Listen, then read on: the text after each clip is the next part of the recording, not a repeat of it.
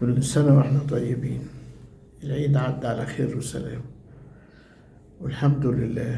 كلنا قلنا لبعض كل سنة وانتم طيبين، بس يا خسارة مع الأسف كان في شوية حاجات كده غريبة جدا.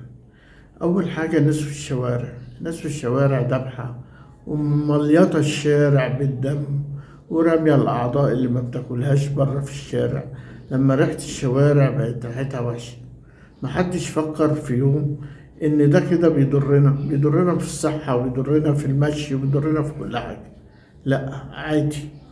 ناس تانية بقى مثلا زعلانة مع جارها أو مع أصحابها أو كده، مفكرش يخبط عليه ويقول له كل سنة وأنت طيب، أو قوم بينا نروح نصلي العيد سوا في صلاة العيد. لأ، فضل مستعبط ومستهبل وسايق العوج ومفكرش يقول لصاحبه أو صاحبته أو جاره أو جارته كل سنة وأنت طيب. في ناس بقى تانية سايبة عيالها عيني، ناس يعني مش عارف أقول لك إيه، لا بتحس ولا بتقدر ولا أي مفهومية، رامية ولادها وسايباهم، والست حيرانة بيهم ومش عارفة تعمل فيهم ايه. مع الأسف يا خسارة، والاسم بيقول إن احنا في أيام عيد. فين بقى هو العيد في اللي احنا فيه دون؟